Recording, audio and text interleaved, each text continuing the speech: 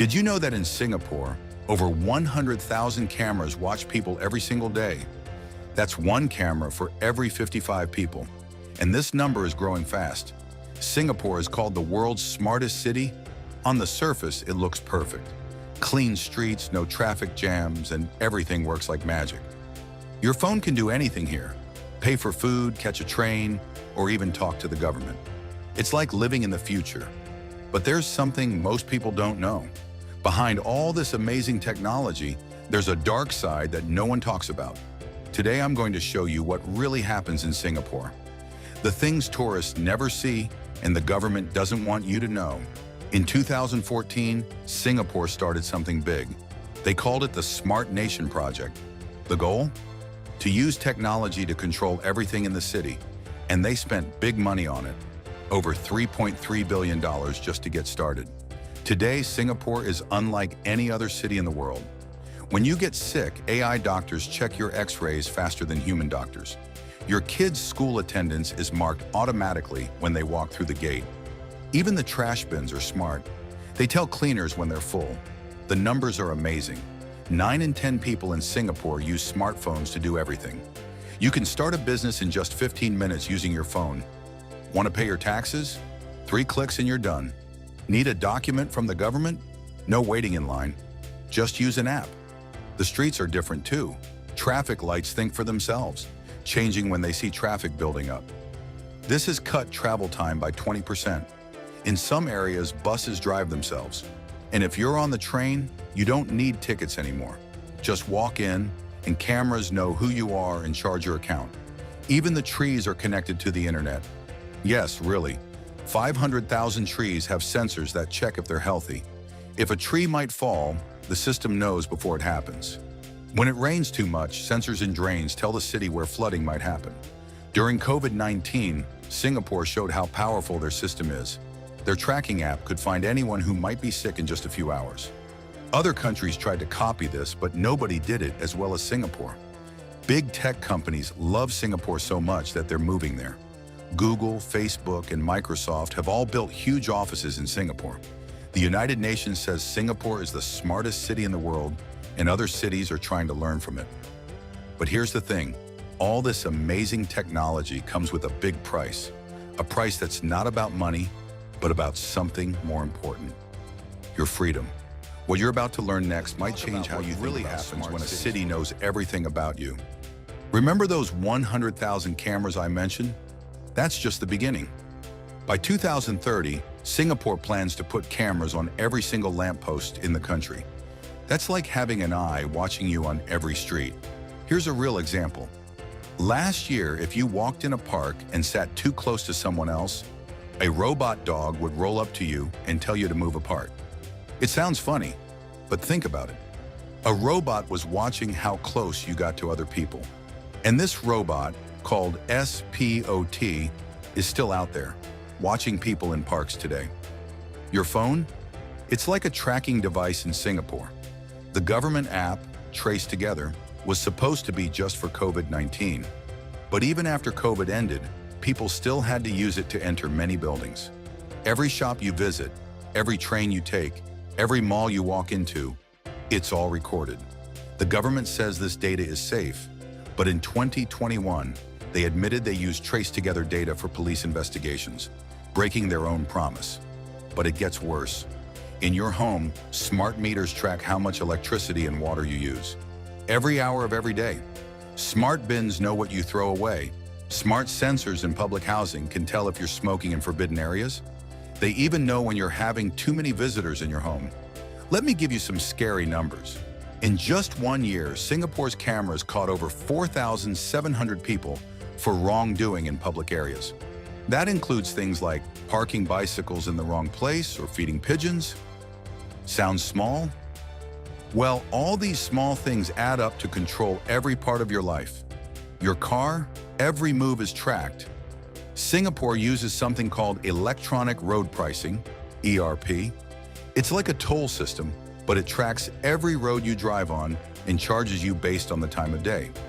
They know exactly where you drive, when you drive, and how often you go somewhere. Even kids aren't free from watching eyes. In schools, facial recognition systems track when students come and go. Some schools even use AI to check if students are paying attention in class. Think about growing up knowing you're always being watched. The scariest part? All this data stays forever. Every move you make, every place you go, every person you meet, it's all stored in huge government databases. And while Singapore says this data is protected, in 2020, the health records of 14,200 people with HIV were leaked online. Another time in 2019, the personal data of 800,000 blood donors was exposed on the internet. Nobody can escape this watching system. If you want to live in Singapore, you have to accept that privacy doesn't exist anymore. And while the government says all this surveillance is for safety and efficiency, it raises a big question. At what point does a smart city become a surveillance city? But wait, there's something even more worrying than just being watched. Let me tell you about what this technology is doing to regular people's lives. Now let's talk about real people and how this technology is changing their lives, and not always in a good way. Meet Uncle Tan, a 68-year-old who ran a small food stall for 30 years. Last year, his hawker center went fully digital. No more cash payments, only phones and apps. Uncle Tan, who barely knows how to use a smartphone, saw his business drop by 30%. He's not alone.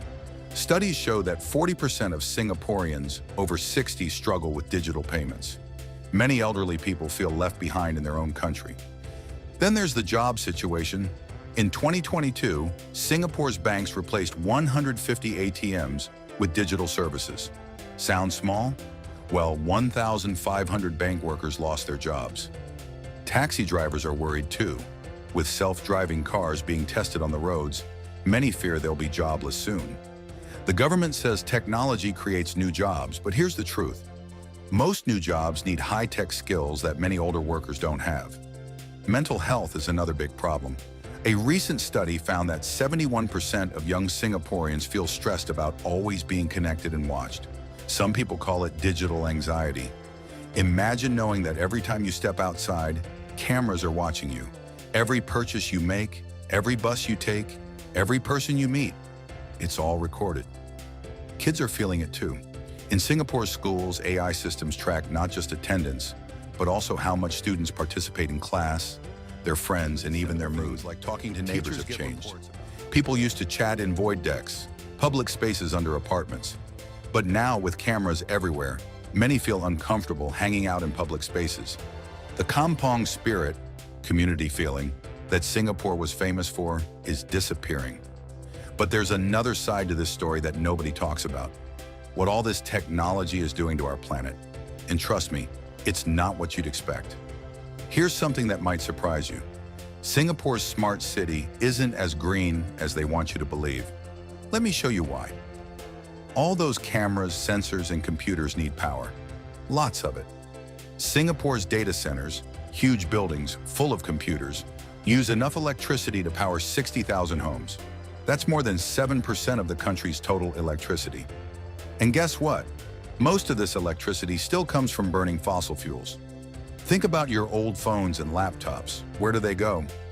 Singapore produces over 60,000 tons of e-waste every year. That's the weight of about 220 jumbo jets. The government started an e-waste recycling program in 2021. But here's the shocking part. Only 6% of all e-waste actually gets recycled. The rest, it either sits in landfills or gets shipped to poorer countries. Those smart lampposts we talked about earlier, installing them means cutting down trees and digging up roads. In 2022 alone, Singapore removed 200 mature trees to make way for smart city infrastructure. Yes, they plant new trees, but young trees don't help cool the city as well as old ones. Heat is another big problem. All those computers and data centers make the city hotter. Scientists found that areas near Singapore's data centers are 2 degrees Celsius warmer than other parts of the city. This makes people use more air conditioning, which uses more electricity, which makes more heat. It's a never-ending cycle. Remember those self-driving cars and smart traffic systems? They need thousands of sensors and computers. Each sensor needs rare metals like lithium and cobalt. Mining these metals causes huge environmental damage in other countries. So while Singapore's streets look clean, The real environmental cost is hidden far away. But here's the most worrying part. All this technology isn't just hurting our environment. It's changing how the government controls people's lives.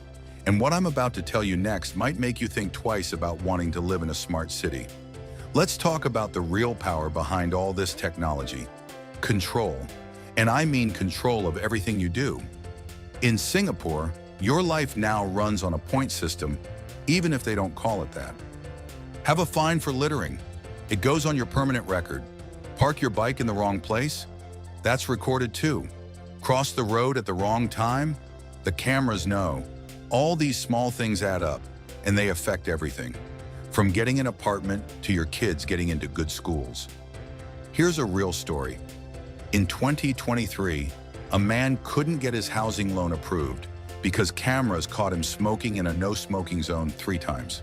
The system flagged him as someone who doesn't follow rules. This isn't just about following laws anymore. It's about controlling behavior.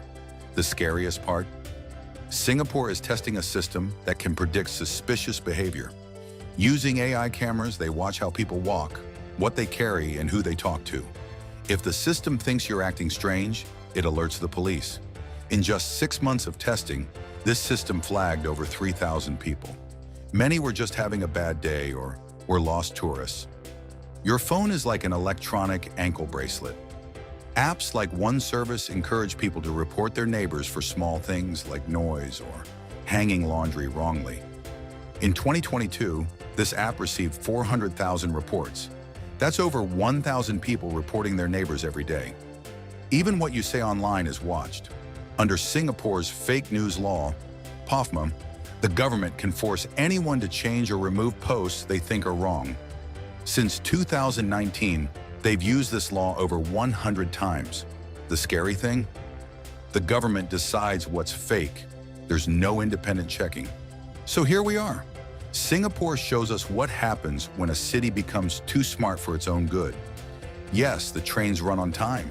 Yes, the streets are clean. Yes, crime is low. But at what cost? The question isn't whether technology is good or bad. The question is, how much control are we willing to give up for convenience? When does a smart city become a surveillance prison? Other cities are rushing to copy Singapore's model. London is adding AI cameras. Dubai is building its own smart city. Even small towns are installing. Ask these questions. Who controls the data? What happens to your privacy? Can you say no to being tracked? Because once these systems are in place, there's no going back. Remember, the future isn't set in stone. We can choose to use technology that helps people without controlling them. We can build cities that are both smart and free. What kind of future do you want to live in? The choice is still yours for now.